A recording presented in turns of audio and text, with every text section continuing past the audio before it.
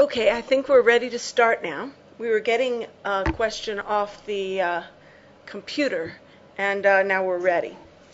I had a few questions for this week. The first I want to speak about has to do with homeschooling. Actually, this was not a question this week, but a catalog came in the mail to me this week. It was a catalog of products that homeschoolers could buy to use in their education of their children. And it was the very catalog that I was speaking to some Brazilian friends a few weeks ago as possibly useful to Brazilian homeschoolers. And I wanted to read something from the catalog. This is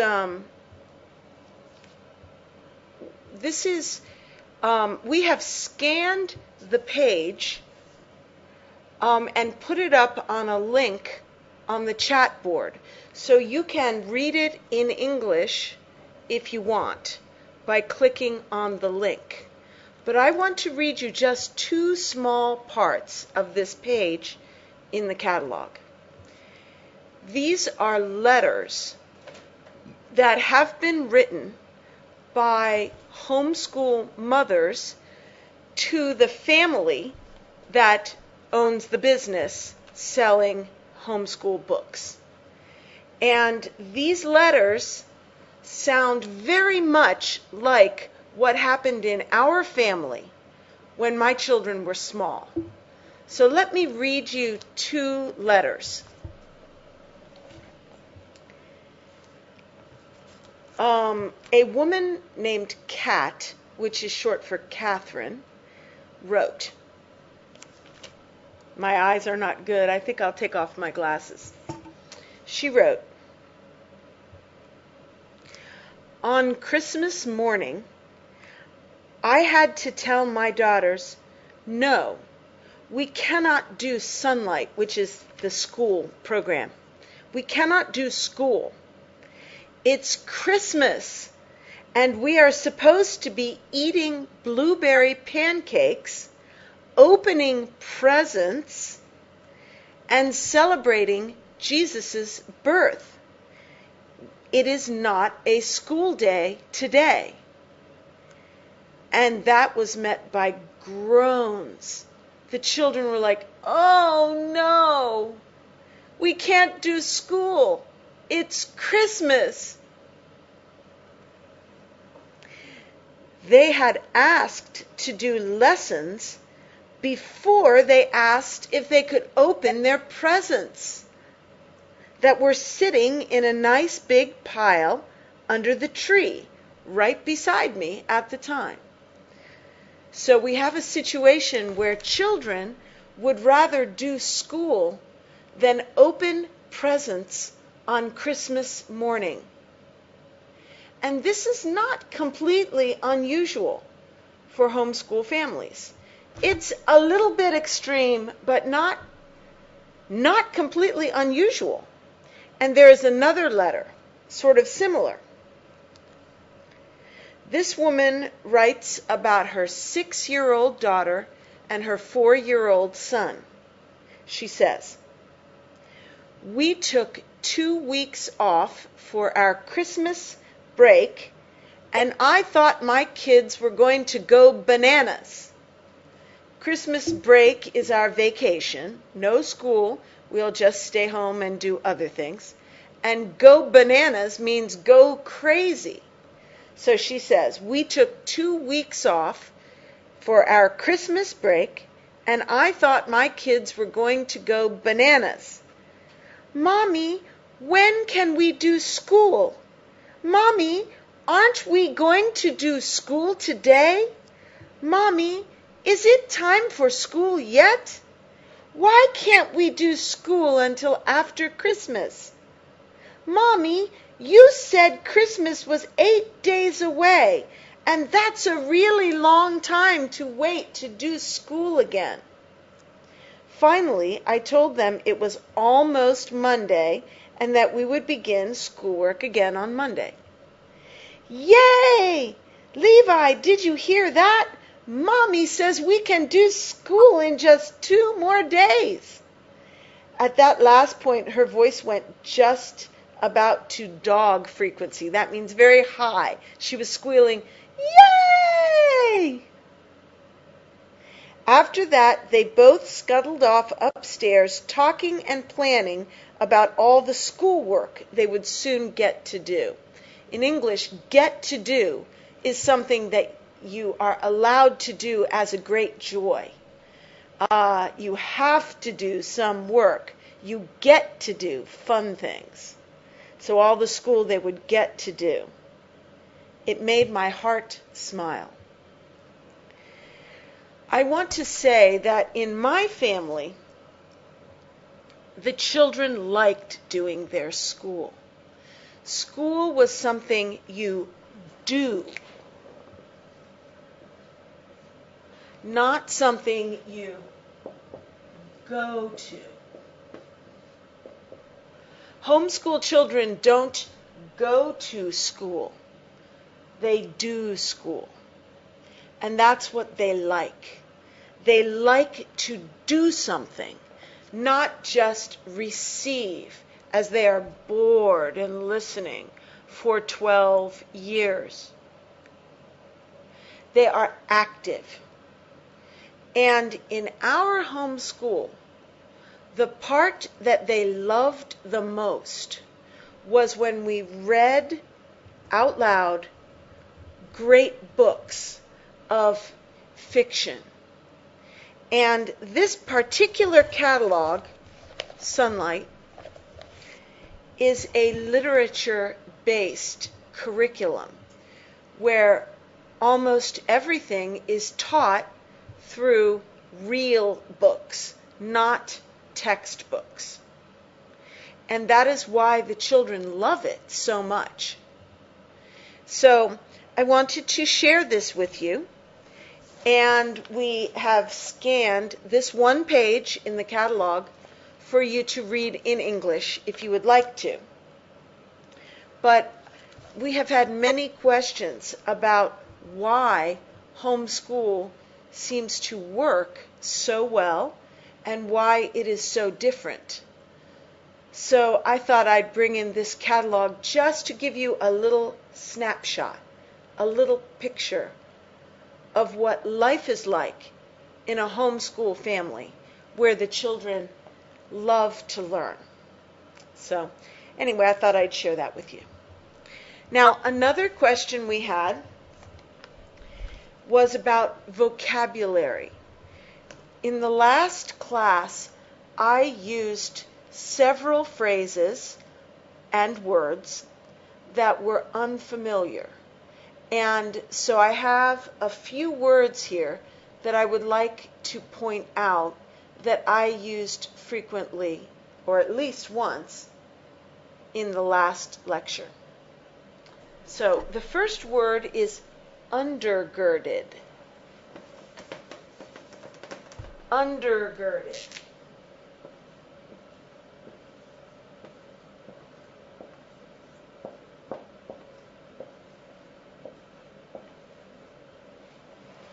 Undergirded means supported. We talk about undergirding someone with prayer when they are in terrible trouble. We support them by praying for them and by encouraging them, maybe by giving them a meal or some encouraging words or some material help. Undergirding is to support. And if you have an argument or some discussion and you want to bring forth supporting facts, you are undergirding your conclusions with evidence. So, undergird. was a word that somebody didn't understand. Another word was tenure.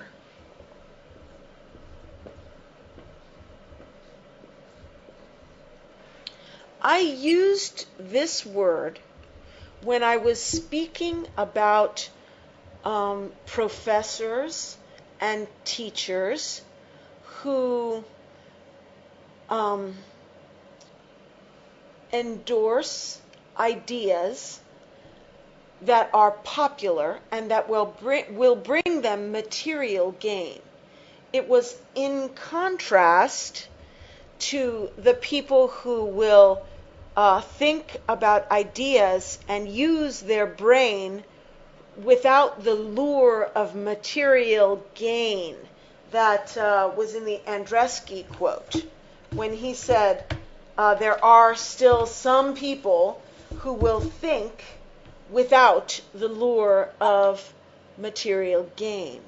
And I spoke of a professor who does not believe we have descended from apes.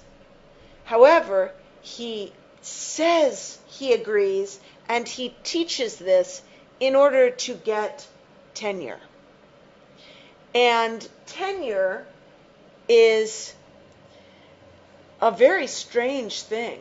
I don't know if they have it in Brazilian universities, but in America, if you are a professor in a university and you get tenure, you cannot lose your job, except for maybe being a criminal, committing a crime, maybe.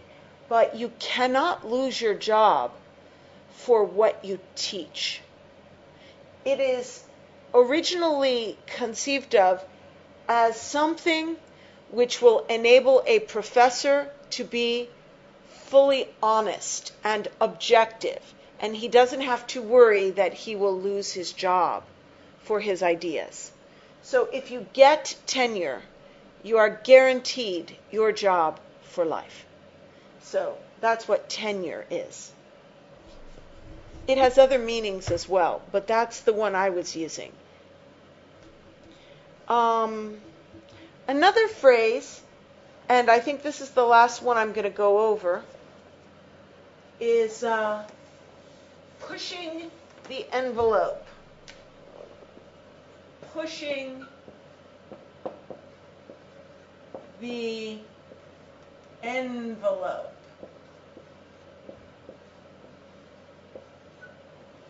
Now, everyone knows that an envelope is a paper package that you put a letter in, close it, write the address, put on a stamp, and mail it. That's what an envelope is. If you are pushing the envelope, I don't know where this came from, but pushing the envelope means doing something which may draw displeasure toward yourself. People may get mad at you. People may take action against you for doing something inappropriate.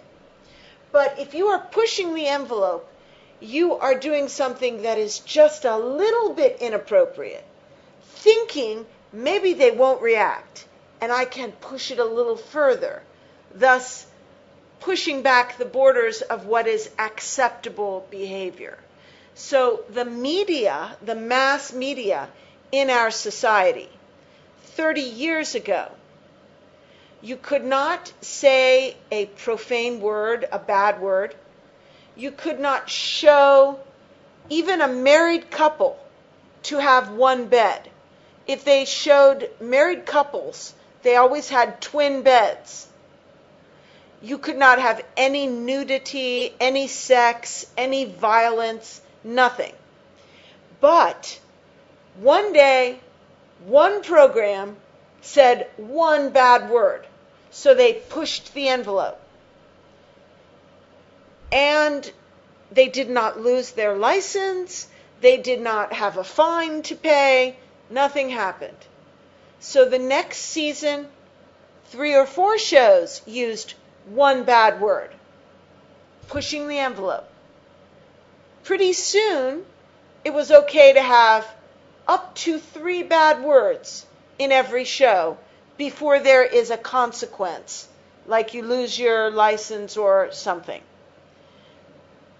Then it moved on, and now we have lots of bad words in all of our shows. And it's the same with sex, violence, nudity. One show pushed the envelope a little bit, and nothing bad happened. The next season, 2 or 3 shows did the same thing.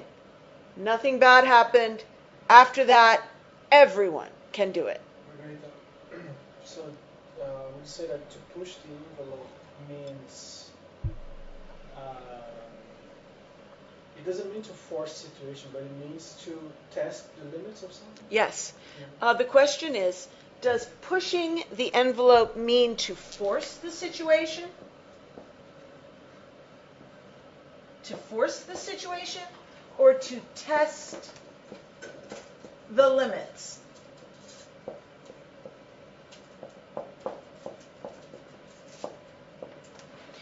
It means it's closer to testing the limits. It is a very gentle, very subtle, very intuitive process. And sometimes you get in trouble. And so it's not a force. There is no force. It's very gentle. But it is for the purpose of moving the boundary back. It's not only to test the limits. It actually has the intention of changing the limits to become more liberal. Changing the limits. And it's a very subtle process by which a person can jump back and say, oh, I didn't mean it. It was a mistake. They try to make it deceptive. So that's what pushing the envelope is. And I used it in the context of the mass media, which is the representing our Cretanized and Cretanizing civilization.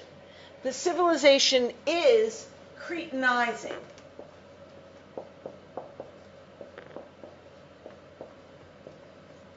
Partially because of this process of pushing the envelope. It is Cretanizing because of where we are today. Every movie full of violence, every TV show full of evil. That in itself is Cretanizing. But it is also Cretanizing by its progressive nature, as it pushes the envelope ever further in order to get the shock value that the readers or the viewers will go, ooh, I'll tune in next week. This is my favorite show. I can't wait to see what they'll do next. That is why they do it. They don't want to change civilization. They want to get viewers. But the effect is to push the envelope, to Cretanize the society, to change the limits. Okay, we have one last quick question which will get us back into the book.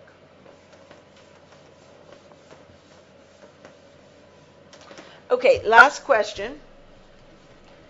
The student makes reference to this passage on page 26, top of the page, right at the top, first line.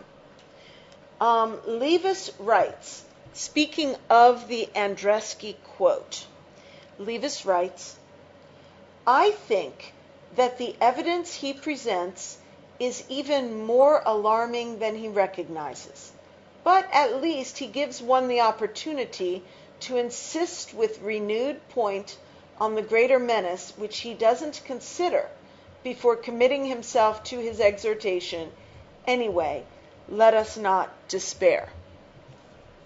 Now, the student wrote, is it possible that this passage has a double meaning? In addition to the meaning we spoke of last week, maybe it means that Andreski was not aware of the menace until the moment before he exhorted us to not despair. In other words, the suggestion is, I believe, if I'm understanding the question right, I think the suggestion is maybe Andreski became aware as he himself was writing, and then his "anyway, let us not despair" represents an aha moment, a moment of clarity where he does see the menace. I think that the English does not support that interpretation. I don't see that. Levis apparently believes that Andreski is too narrow and that Andreski does not fully perceive the menace. I do not see evidence that Andreski has come to an epiphany right before he says, "Anyway, let us not despair." In fact, the construction is against that.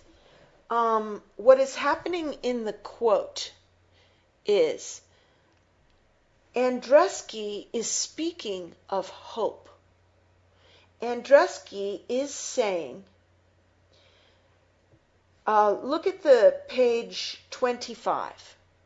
In the quote, he begins by saying that he is sort of hopeless. He knows that his blast of the trumpet will not bring down the walls of pseudoscience. So this is a despairing message. Despair.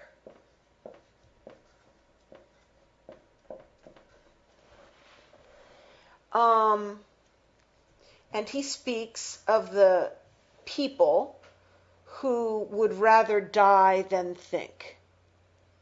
And he speaks of them, he describes them in many ways that are all very negative. And all of that is on the side of despair. Then he says, nevertheless, despite, which we spoke of last week, nevertheless signals that he's doing this. Nevertheless.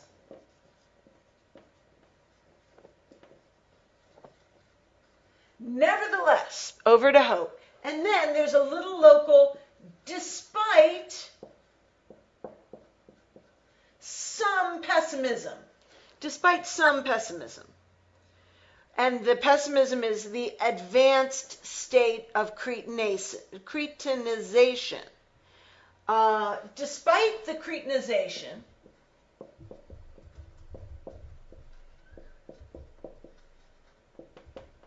yet we have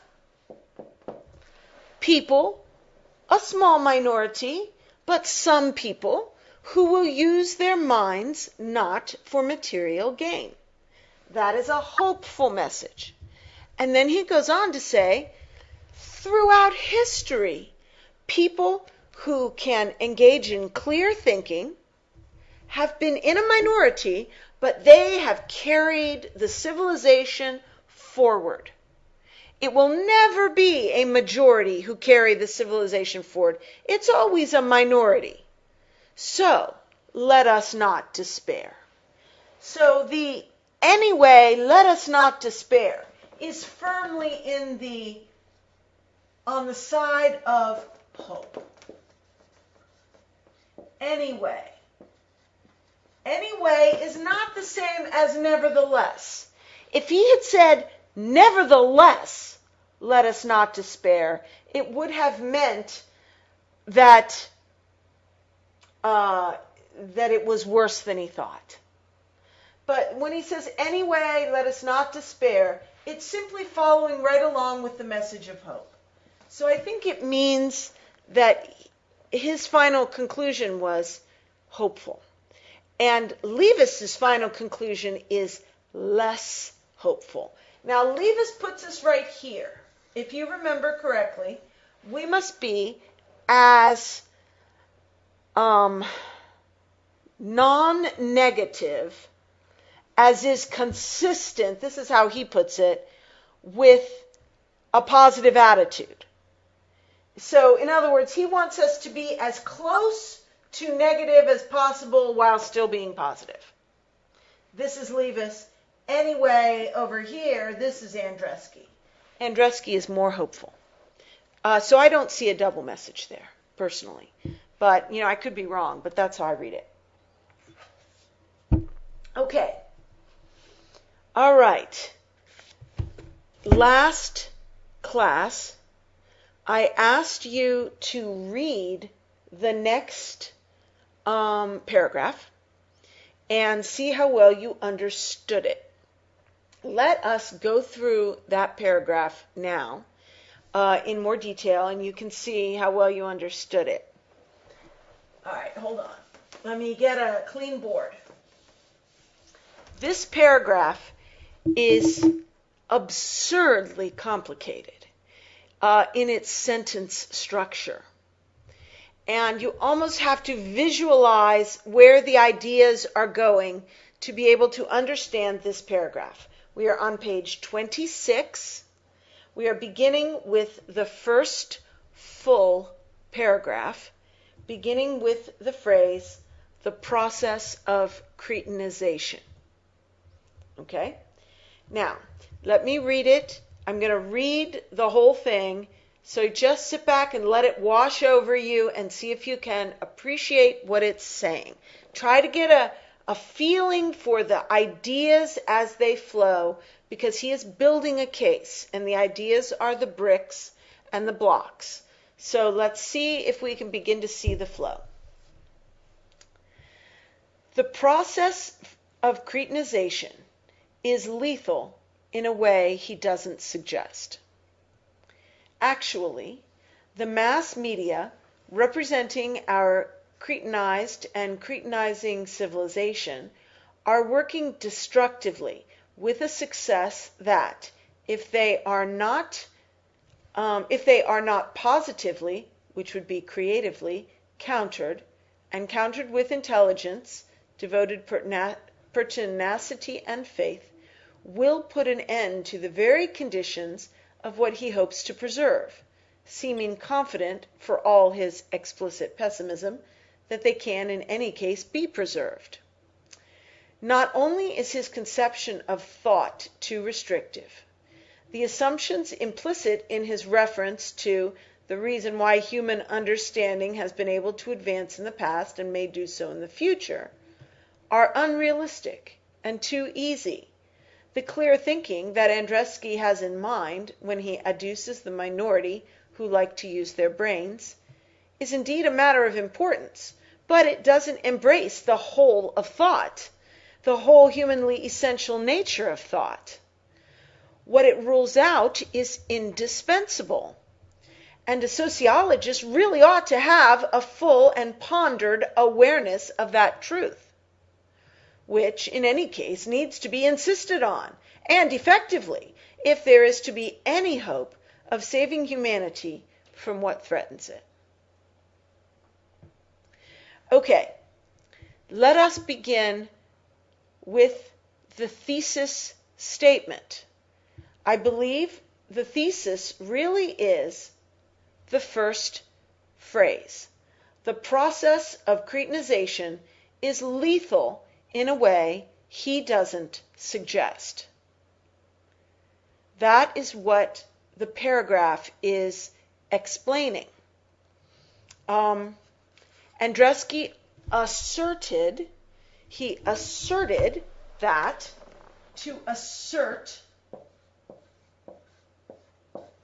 means to state without any proof, without any evidence, just to state. He asserted that Andreski is unaware of the magnitude of the problem in the former paragraph. He asserted it in the former paragraph. Now he is going to expand upon the idea and support it with some evidence and an increasing amount of examination. Okay? So keep in mind that everything in this paragraph is supporting, explaining, expanding upon the first phrase, that the process of cretinization is lethal in a way he, meaning Andreski, does not suggest.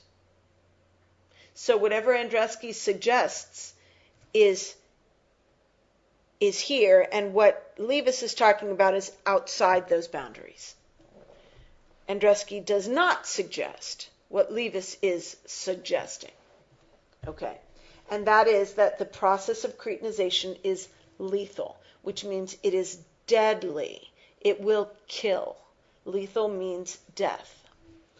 Okay, to society. All right, and also I want to point out that suggest is followed by a colon. A colon indicates that what is following is more information, more expansion, more explanation of whatever came before. Okay, so that punctuation tells you that Levis is magnifying one point, the point being what he states in his first sentence. Okay, so what does he say? He says, actually is used because apparently Andreski asserts one thing, but actually something else is true. It's a way of saying this person wasn't quite right. Actually, in actual fact, this is how it is, something different. So actually, the mass media representing our cretinized and cretinizing civilization are working destructively. So let us remind ourselves of the thread of the sentence. I wrote this last week. I'll write it again. The mass media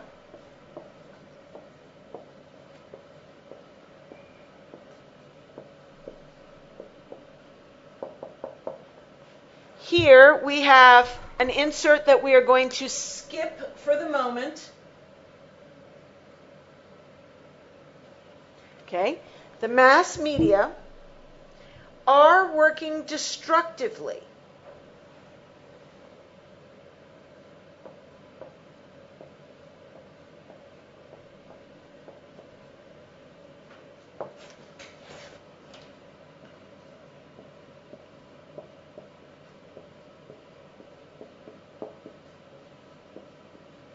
By the way, I just want to say that usually we say mass media as a singular, and we would say the mass media is working destructively. I am not sure whether he uses are because he is from Great Britain 30 years ago, or whether he uses it to indicate more than one media. For example, he could be indicating TV, movies, newspaper, magazines, radio, billboards,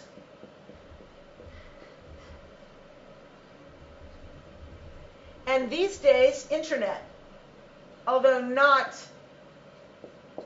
not in his time. So he may be trying to stress the complexity of his case by using this plural verb. I tend to think that's what's happening. Usually we would say the mass media is. And that kind of doesn't underline the fact that all of them are working destructively. All of the various media. Okay, so the mass media are working destructively with a success that, if they are not positively, which would be creatively countered, and countered with intelligence, devoted pertinacity, and faith, will put an end to the conditions of what he hopes to preserve. Okay, are working destructively with a success, so with a degree of success, successfully enough,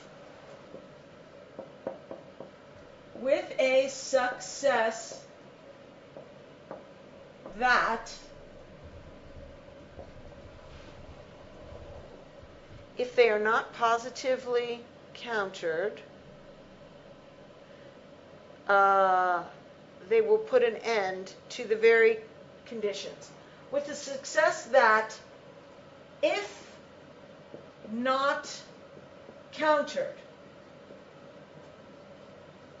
Now, I have skipped something here, and I've skipped something here. Okay? So we'll have to look at those things we've skipped. If not countered,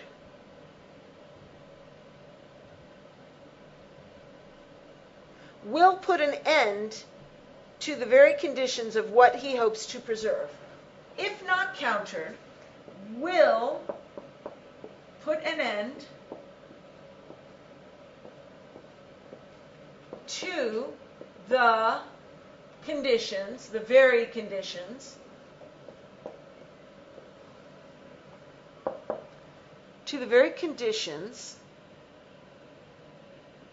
of what he hopes to preserve.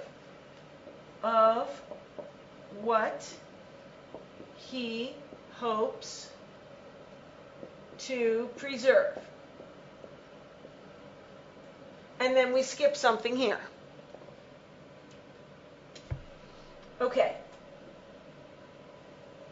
So, the core of the sentence, before we look at what we've skipped, because what we've skipped is important.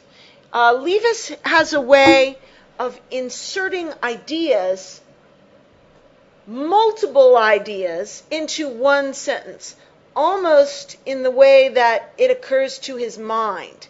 He sees something and he expands. Then he's back to the sentence, then another expansion. Then he's back to the sentence, then another one. So sometimes it's best to look at the core sentence and then look at the rabbit trails that go off. So let us fix in our mind what the core sentence is. The mass media are working destructively in our society with a level of success which, if not countered, in other words, if not interrupted, they are on the road to ending the conditions of what, and what is what? That is a good question. Andreski hopes to preserve. Okay, so we want to ask the question of what does Andreski hope to preserve? Let's answer that question first. Okay, what is the reference of this word, what he hopes to preserve? The conditions of what he hopes to preserve. Let us take a quick look back at Andreski's quote. And it is on page 25. He says, hold on, give me a sec.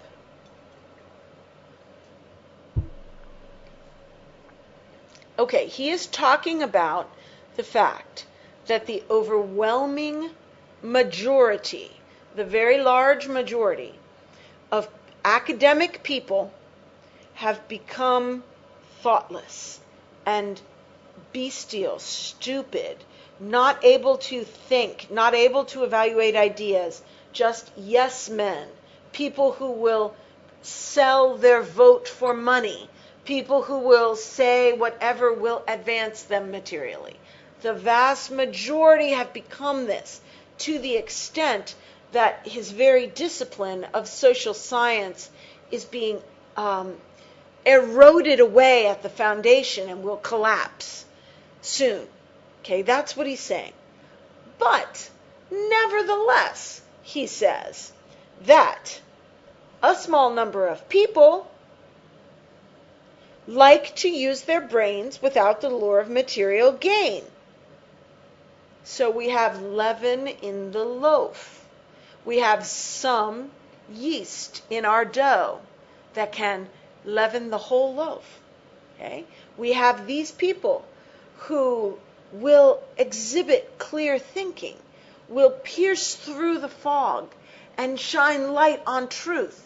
We have these few people, and on their coattails, civilization will continue to move forward. Let us not despair. So, Andreski hopes that the condition of having a few good people will persist. Okay? I believe that is the condition that he hopes to preserve.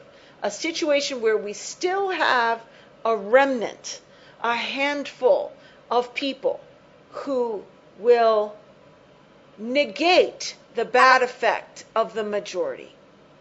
Okay? We have a few candles in the darkness to dispel the darkness. This is the condition that Andreski hopes to preserve. The mass media are working destructively with a success that, if not countered, will put an end to the conditions of what Andreski hopes to preserve. So, Andreski doesn't realize the full danger. He doesn't realize the menace that our society is posing. He thinks we will always have a few people with clear thinking that is not for sale. He thinks it will always be that way. But Levis says no. Levis says that the mass media is working destructively to destroy the ability of people to think with such effectiveness, with such success, that if they are not countered and defeated, turned aside, they can put an end to the condition of having anyone capable of dispelling the darkness by lighting a single candle. That is what that is what Levis is saying. Okay, let's see what he puts in his little extras. Let's see. The process of cretinization is lethal in a way he doesn't suggest. Actually, the mass media representing, that's this one, the mass media representing our cretinized and cretinizing civilization. Representing our cretinized and cretinizing civilization. I spoke of this before we started on the book, so I won't say much, but I just want to remind you. It represents, the mass media represents our cretinized civilization by its phenomena, by what it is. Any movie you look at will show you how cretinized our civilization has become. Any book you read that was written recently, any magazine you look at, any TV show you look at, any music you listen to that was written recently will show you how cretinized our civilization has become, full of stupidity, full of evil, full of just bad stuff.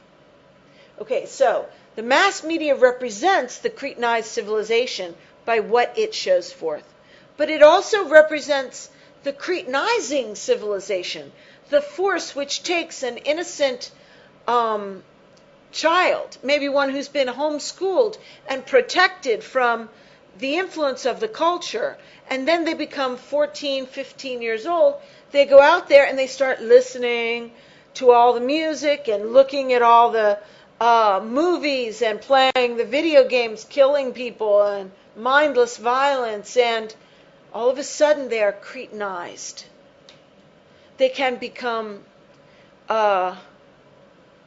ruined by the mass media. So the mass media is a cretinizing force that is cretinizing everyone it touches.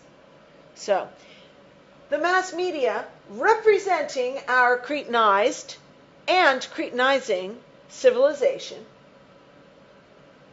are working destructively. They are destroying our civilization with a level of success that, let's see what we're missing here, with a level of success that, if they are not positively, which would be creatively countered. Okay. Positively.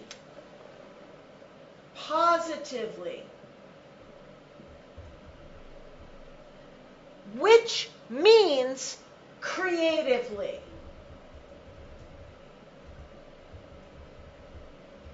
Both of these modify countered.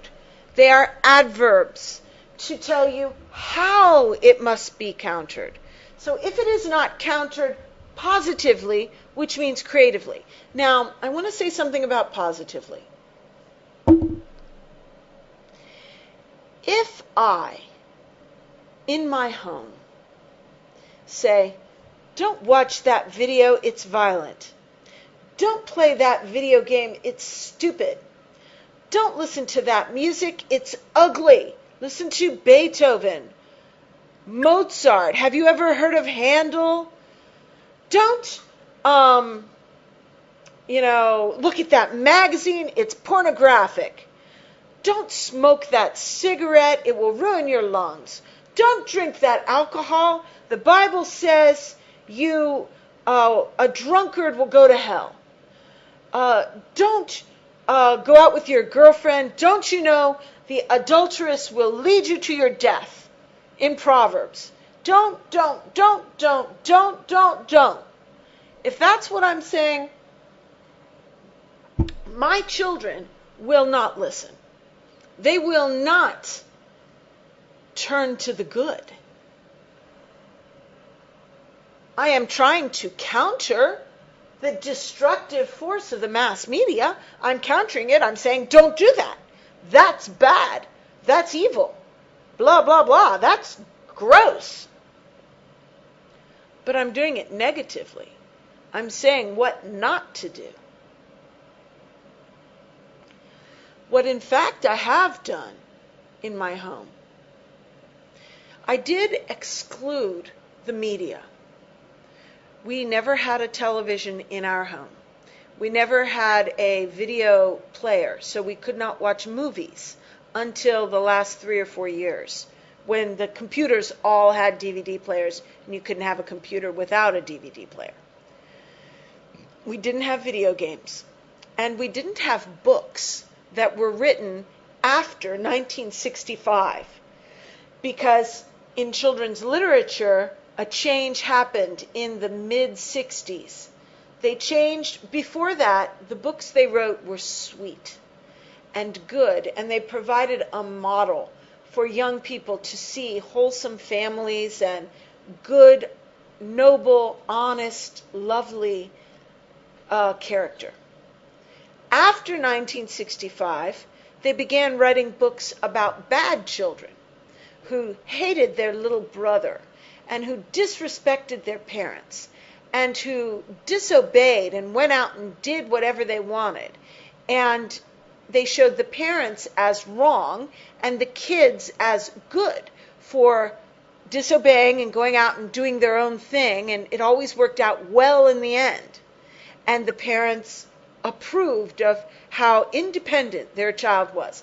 So in mid-60s, children's literature changed in a way that was destructive, in my opinion.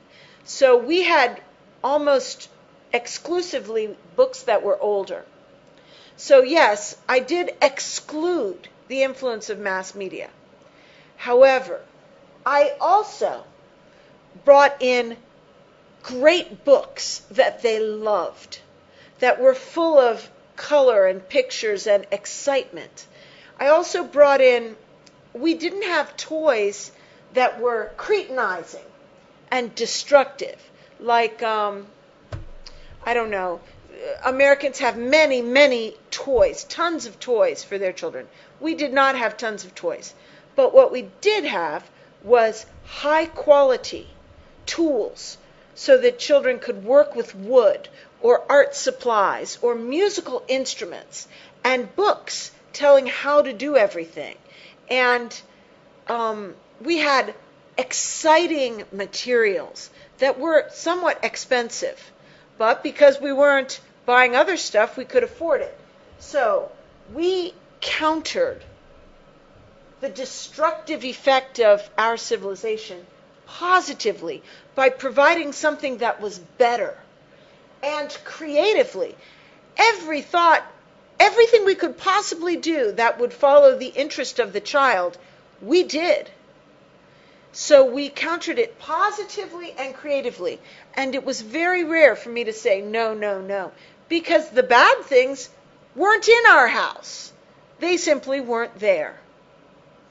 And our house was such a fun place that other children wanted to come. And so our children pretty much loved to be at home and were not aware of what they were missing out in the destructive world. So this is the idea of countering positively, which means creatively. You cannot go out and say, this is bad, that is bad, this is bad, that is bad. What you have to do is say, look how good this is. Would you like to share this with me? And then people are attracted. So I think that's what he means. Okay, so that's this one. The mass media representing our cretinizing and cretinized civilization, that's that, are working destructively with a success that, if not positively, which would be creatively, must be creative in your positiveness, countering. So the mass media, if not countered positively and creatively, here, and countered with intelligence, devoted pertinacity, and faith. Okay, again, it's not that easy to counter this. You can't just point it out and say this is bad. And you can't do it only once. You can't just expose it in a book or in a blog or in a speech once. You must continue countering it positively and creatively with intelligence, devoted pertinacity, and faith. Intelligence. How easy is it to homeschool your kids? It's not that easy. It takes intelligence. Although, before we had the school system, everybody did it. So it's not that hard. But it takes intelligence. You're doing something other than what everybody else is doing. The easy thing is to follow the path. It will take intelligence to go a different way. You will have to creatively think. Devoted pertinacity. Pertinacity means perseverance. Devoted pertinacity. Devoted means give yourself to this. Pertinacity means over the long haul, over many years, over a lifetime. This is not something which is going to be turned around. If we are going to counter the destructive media, the destructive civilization, we will be like salmon swimming upstream our whole lives. Because the culture is streaming this way, and we are making our way upstream. It takes devoted pertinacity, it takes intelligence, it takes a long time, and it takes faith. I myself could never have homeschooled my children through college, up to college level, without my knowledge that God was calling me, God was blessing the effort, that I was building for a future which extends into eternity, that my children were eternal souls, and that I was building into something that was permanent. It was worth it. I think without faith, you would probably just give up, hand them over to the civilization, get into a boat and float down toward the waterfall. You're not going to swim upstream against the current without faith. We have to know that God is calling us and enabling and empowering. So, it must be countered with intelligence, devoted pertinacity, and faith, and positively and creatively. Okay, so if it is not countered in these ways, then the destructive mass media will put an end to the very conditions of what Andreski hopes to preserve, meaning the condition of even having a few people like yourself, like you, the students of Olavo, are these few. But if it's not countered, it can put an end to the conditions that he hopes to preserve. Andreski hopes the presence of a minority. Okay, to the conditions of which he hopes to preserve. Now, what's in here? Seeming confident, for all his explicit pessimism, that they can in any case be preserved. So, it's going to put an end to the conditions Andreski hopes to preserve. Now, in his quote, Andreski seems confident. Skip something. That the conditions, can be preserved.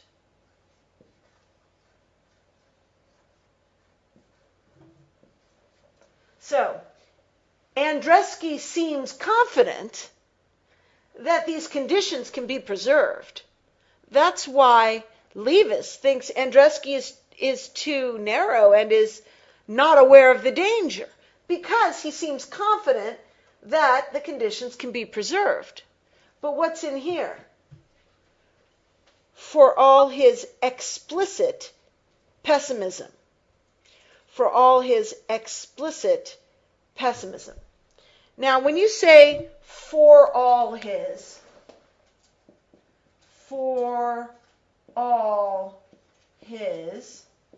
explicit pessimism. This phrase goes in here. Okay, for all his explicit pessimism, this means in spite of. In spite of. That for means in spite of. So, Andreski seems confident in spite of the fact that he is explicitly pessimistic. So he seems confident, but he is explicitly pessimistic. So he says in actual words, plain English, I am pessimistic. My word will not bring down the walls. There's terrible people out there. They're not thinking. Explicitly, he is pessimistic. However, the tone seems confident that the conditions can be preserved. So, in fact, his tone is actually optimistic. And he says, anyway, let us not despair. Question, Margarita. Question. One student asks why the verb to be in the sentence, quote, that they can in any case be preserved. Why is this verb to be italicized? It's bolded, I think. Hold on. Yes. All right. The question is, why is the verb to be italicized? I don't even have the verb up there. That they can, in any case, be preserved. Ah, yes, here it is. All right. Why is this italicized?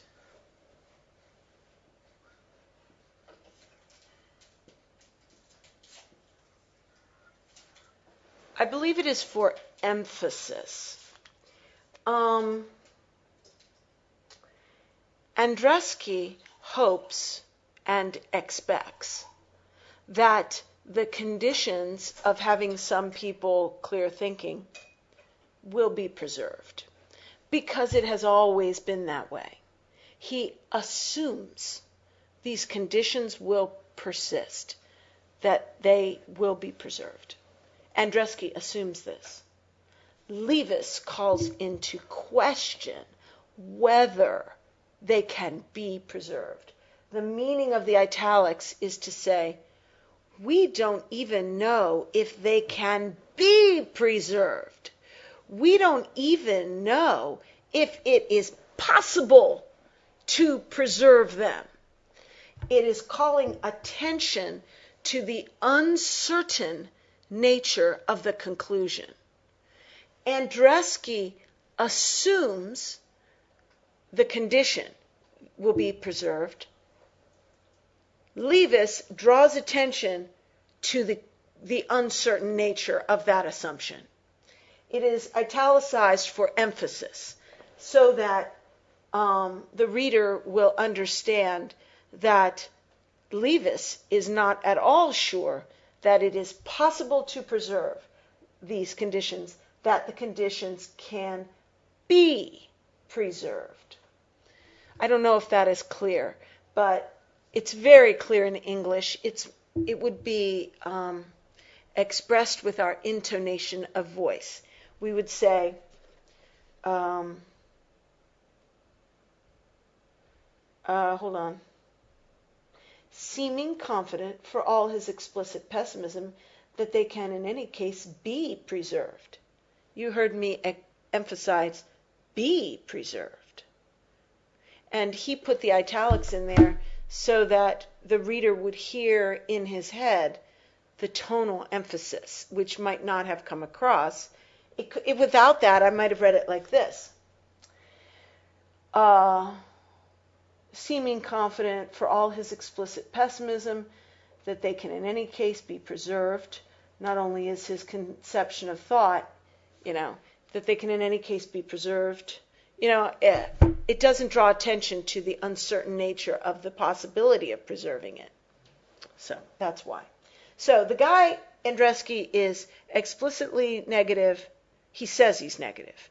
But really, he's confident that the good news will continue to be the good news.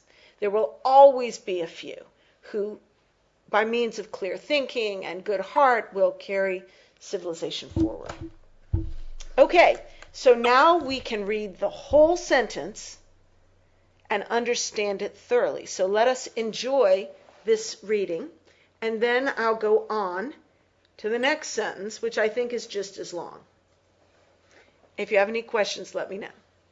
All right, we're going to start from the beginning of the paragraph and then continue. The process of cretinization is lethal in a way he does not suggest. Actually, the mass media, representing our cretinized and cretinizing civilization, are working destructively with a success that, if they are not positively, which would be creatively, countered, and countered with intelligence, devoted pertinacity, and faith, will put an end to the very conditions of what he hopes to preserve, seeming confident, for all of his explicit pessimism, that they can in any case be preserved.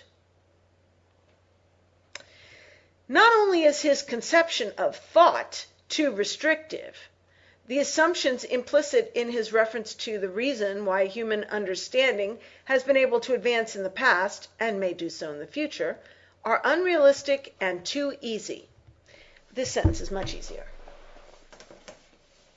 Two main ideas in here.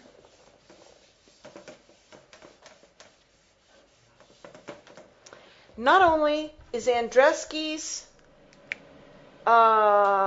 conception of thought too restrictive, conception of thought too restrictive.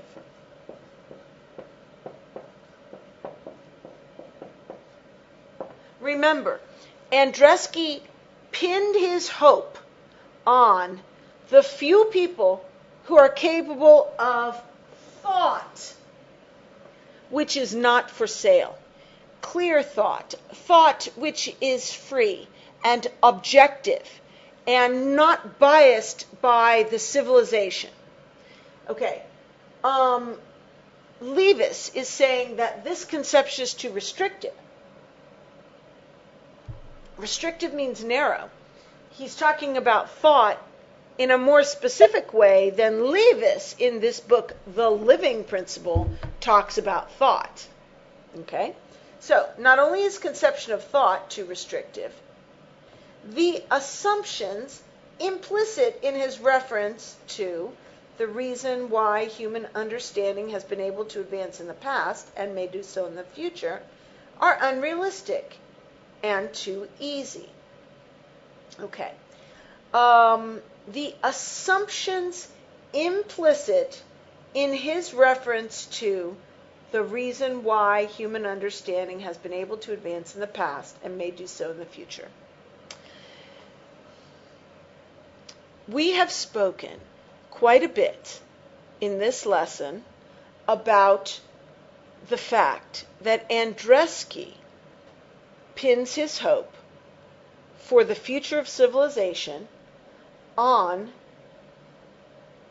the fact that a few people capable of clear thinking will always be there. That is the reason why human understanding has been able to advance in the past. Well, actually, no, it isn't the only reason. The other reason, is that true insights are cumulative and retain their value, regardless of what happens to their discoverers.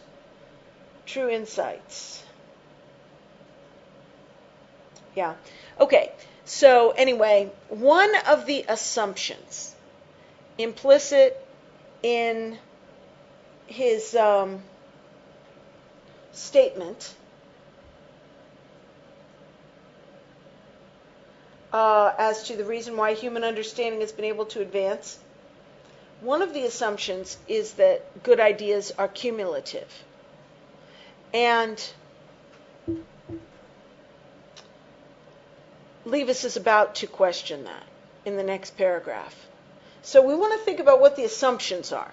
Another assumption is that there will always be people around who are willing to do clear thinking. Another assumption is that people will be capable of clear thinking in the absence of a civilization that reinforces it. Okay, so he says that these assumptions are unrealistic. Unrealistic means they are not going to be true. They will not happen. So I think we have to move on before we'll have him expand it more. But he is asserting right now that the assumptions that undergird Andreski's hope are unfounded. And too easy means simplistic, too simple, not understanding the full complexity of the reality. Okay. The clear thinking that Andreski has in mind when he adduces the minority who like to use their brains is indeed a matter of importance. But it doesn't embrace the whole of thought, the whole of humanly essential nature of thought. Okay. Adduce. The word adduce. By the way, I just erased that thought is too restrictive. That's what he's going to talk about now. when he adduces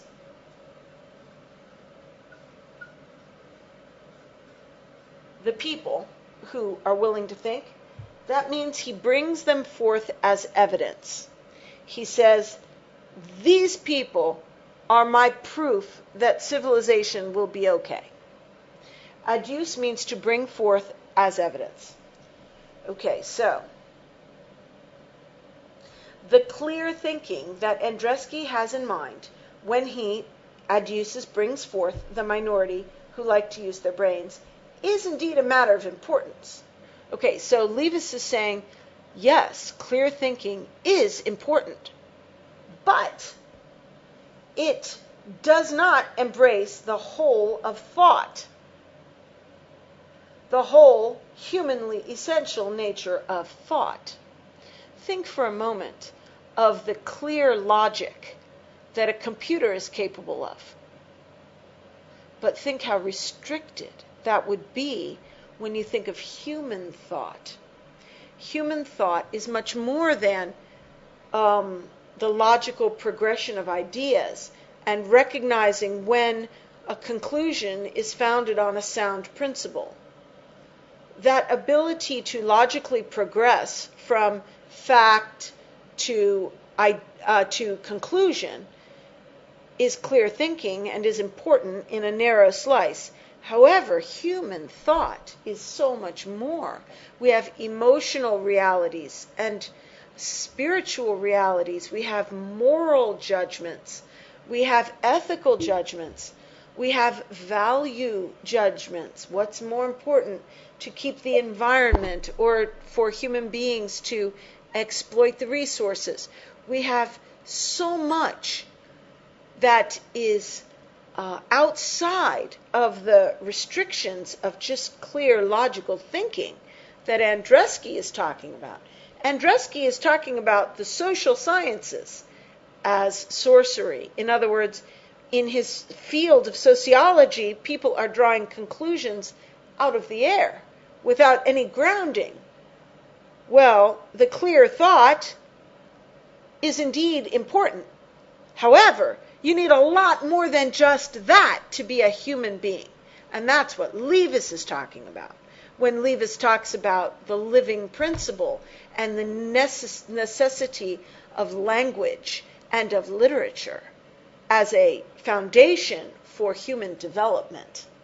So that's what he means. It doesn't embrace the whole of thought, the whole humanly essential, what is central to being a human being, nature of thought.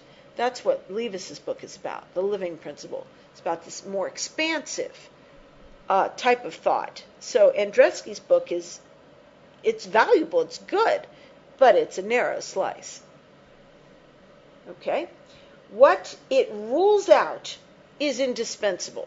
So we have the whole humanly full orb of humanly essential thought. Humanly essential thought. All kinds of humanly essential thought. We have poetry.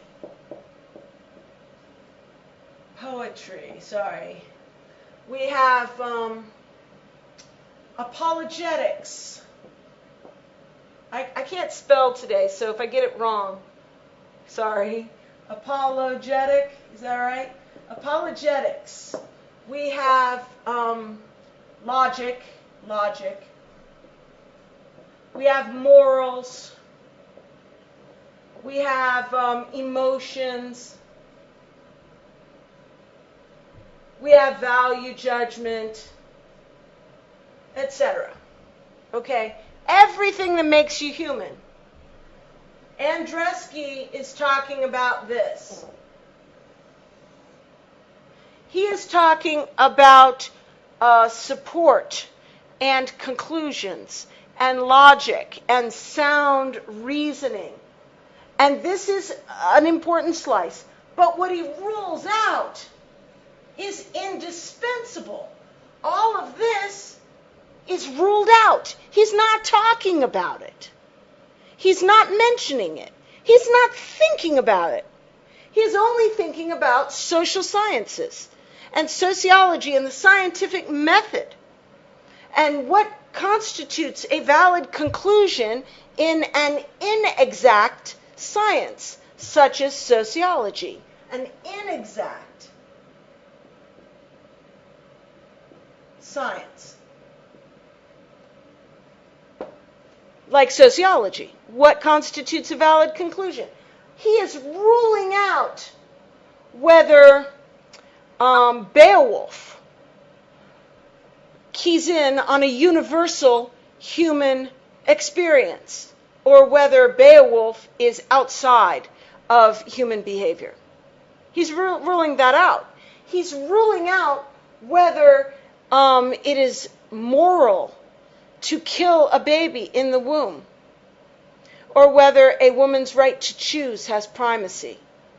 He is ruling out any question of God and of the supernatural, except insofar as it impacts human behavior in societies. What he is ruling out is indispensable. You cannot dispense with it. You cannot rule it out. Levis has to write a book ruling it back in so that people will understand that what it means to be human requires all forms of thought. And in order to develop the ability to think in the highest way, you must not be Cretanized. You must not allow the civilization to tempt you and lure you in to a style of life which will cut off your growing edge, snip off the bud before it blooms, trim off the growing edge of the tree, cut it off so that the tree cannot grow up anymore. You must not allow that to happen. The civilization, with its poison, moral poison, intellectual poison, emotional poison, values poison, all of this is destroying the ability to rise to the highest level of thought.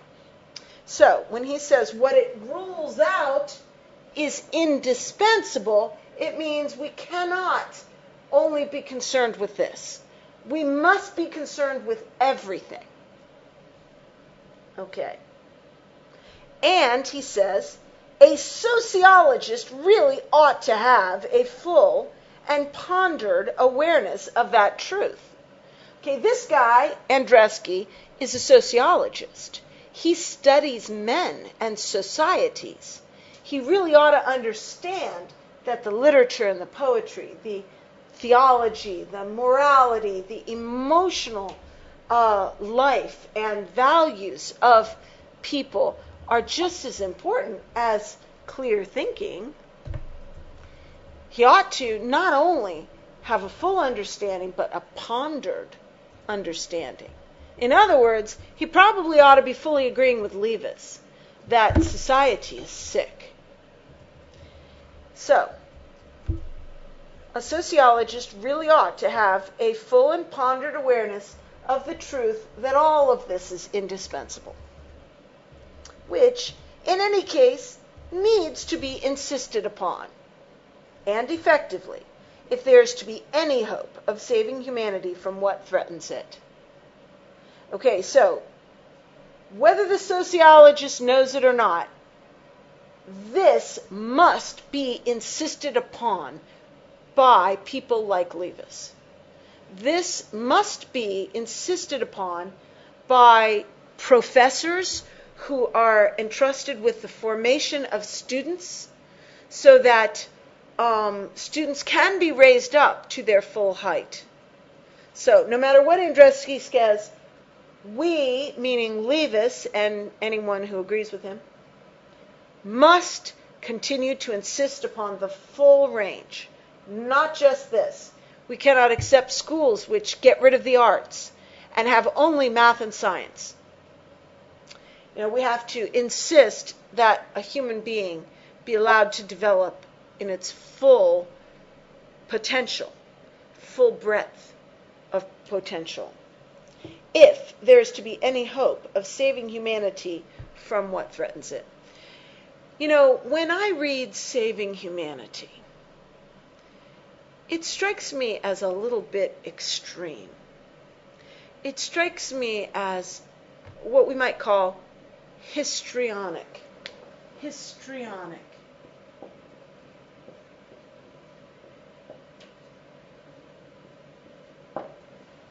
Or maybe hysterical.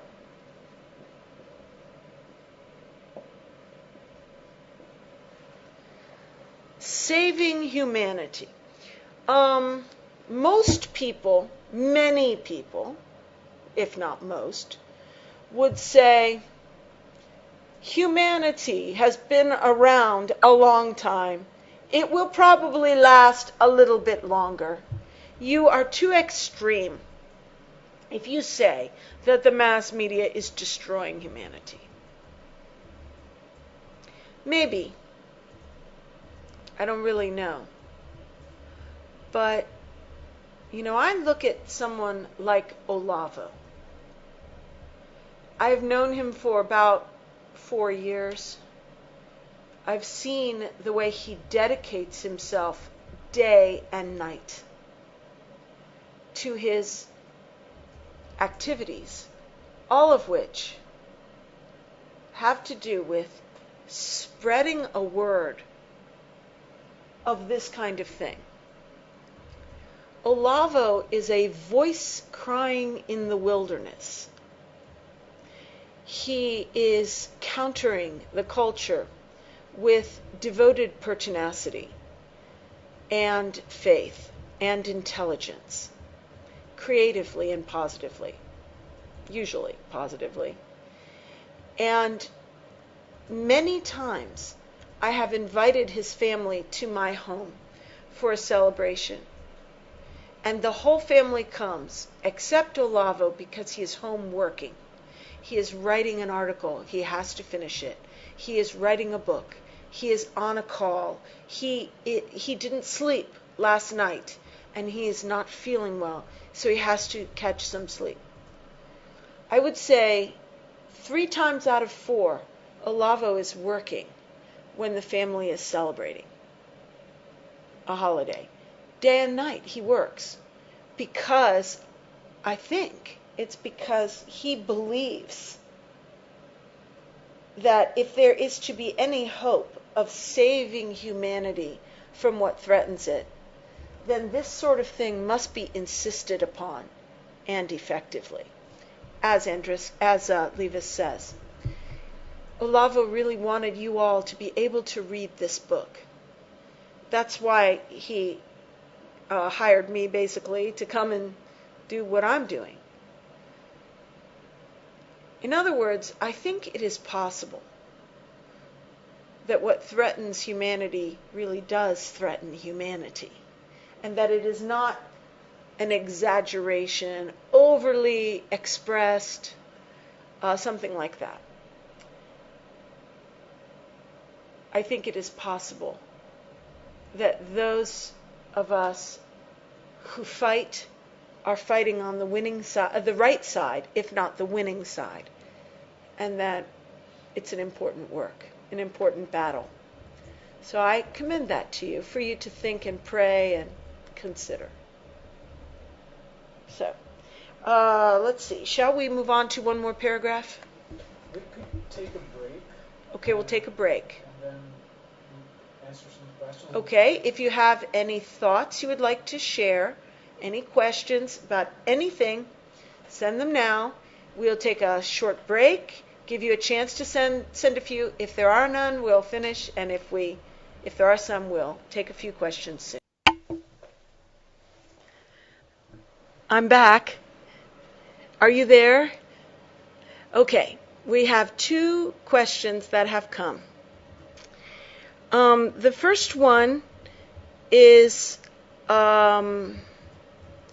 about Why don't you remind me? I don't have these written down. What's the one about the Bloom books? How to Read and Why by Harold Bloom and Closing of American Mind by Ellen. Okay, there are two books that a student has asked about. One is called How to Read and Why by Harold Bloom. And the other one is called The Closing of the American Mind by Alan Bloom.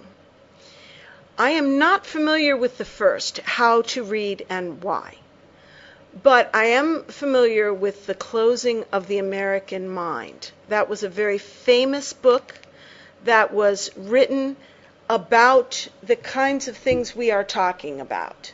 The student asked what these books, how they compare with The Living Principle by Levis. I want to point out that The Living Principle is talking about Great Britain, English, England, and The Closing of the American Mind is America, the United States, and I haven't read The Closing of the American Mind. I am generally familiar with its content, and I think it is talking about the same things. The Cretinizing of civilization. I know that book made a big impact in America, and it actually caused people to change their behavior, to try to foster better education and more elevated thinking. So I think that book probably is sort of similar in its message to what we're doing here. And I don't know how to read and why. The second question had to do with homeschooling. The student asked if I had ever heard of a book called The Well-Trained Mind by Susan Wise Bauer and by Jessie Wise. Yes, I know that book well. I know the author and her mother. Susan Wise Bauer lives only 1 hour from my house, and her mother lives with her. They have a beautiful home, and I knew them before they wrote the book. Susan was a homeschooled daughter who was raised by Jessie and became a college professor at William & Mary, where my daughter is a student, and my daughter knows her. The book, The Well-Trained Mind, is a very important book in the homeschooling movement, especially concerning classical education. And classical education is very good. The problem with The Well-Trained Mind is that it gives some ideas which aren't quite best in practice, but its theory is terrific. So I really like that book. It's thick and difficult English, but a very good book. And Susan Wise Bauer is well known, and her mother is an original homeschooler from 30 years ago. So their family was much like our family, and I patterned a lot of my teaching on Jessie Wise's example. So, are there any more questions before we sign off? Have a good week. Read some good books. Celebrate Easter.